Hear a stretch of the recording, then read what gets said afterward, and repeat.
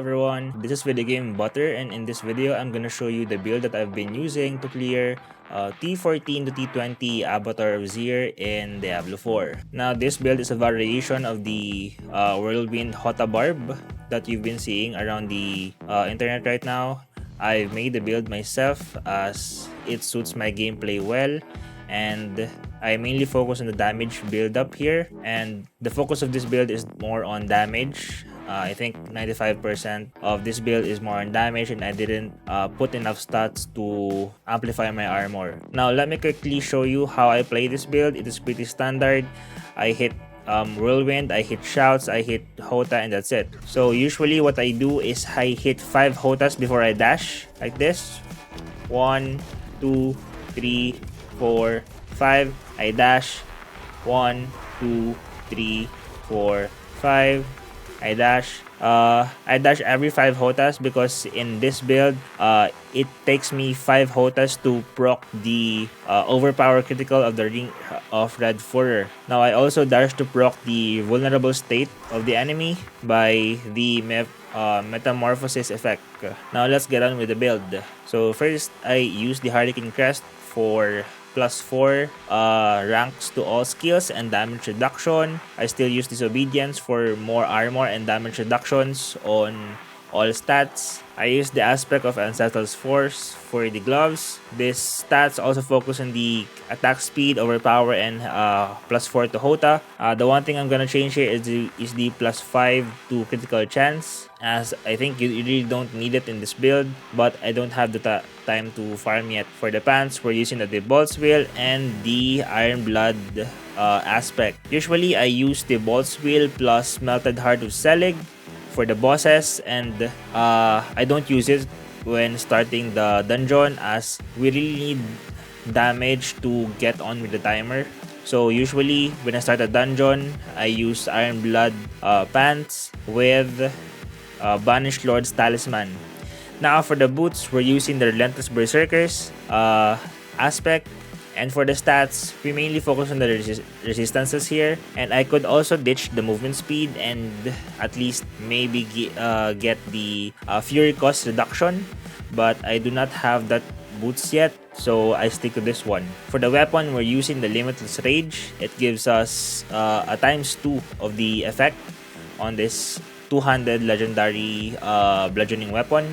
Then we're using Earth Striker and Edge Master. You can ditch the Edge Master and put Doombringer here if you need more life, but for this build, I'm using the Edge Master since the damage reduction we got from Iron Blood is, I think, enough to withstand the mobs in Avatar of Zir. For the two-handed sword, we're using the Grandfather. This gives us 100 times of your critical strike damage. It's pretty standard for this build, and if you don't have it, you can at least get one with Earth Striker or Accelerating Aspect. For the Banished Lord's Talisman, I only use it with Iron Blood Tassets, or if it's the boss, I'm gonna switch to Melted Heart of Selig plus the Bolt's Will. And then Ring of Red Furor to give us guaranteed critical chance every 100 fury spent. Now for this one, you can ditch this and use the ring that you like. You can use Accelerating. You can use put Earth Striker here and put Doombringer here, but it's really your choice. For this build, I usually use Earth Striker and Circle of Elements. Okay, for the Vampiric Powers, we're using the Resilience and the Domination for the defensive aspects, as we really need bulk in the higher tiers. Metamorphosis to give us unstoppable effect and vulnerable effect to enemies. Ravenous to increase attack speed, and Prey on the Weak to increase the vulnerable damage we deal with enemies. You can also use, I think, Hemomacy here. There's a pretty good aspect here as well, but that's about it. For the expertise, we're using the two-handed axe, and for the Paragon Board, we're using the Wrath here to generate more fury when we proc critical strikes. We use R to deal more damage with Berserk. We use Dominate to deal more damage with Overpower. And for the Tears of Blood, we're using the Carnage board. I think it is the best board for the Tears of Blood right now. And the Crusher to give more damage to our overpower effect. And lastly, we're using the Weapons Master to grant 4% of the... Now, you can check the full build of this Paragon board and also the notes in the description below. Now, once I hit level 50 on my Tears of Blood, I'm gonna change a bit in this Paragon board. I think I'm gonna put out some points from this one and I think from the Dominate board and put it to the Tears of Blood Paragon board. Now, I will give you an update once I have the changes, once I hit the level 50 in the Tears of Blood. But right now, that's about it in my build. And now, here's a T20 run where I use it, and I hope you enjoy. Thanks!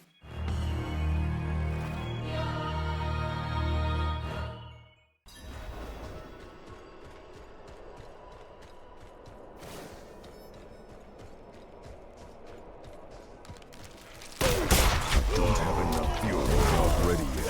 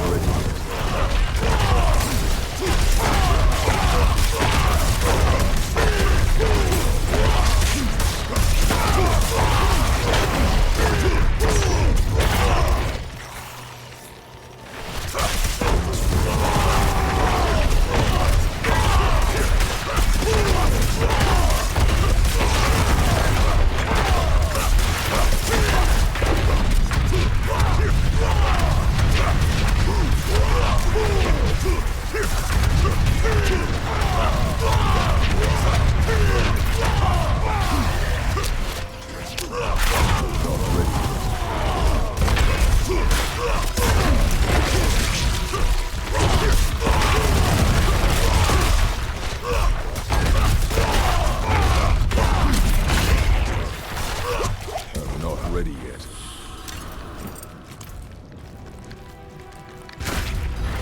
I'm out of fury.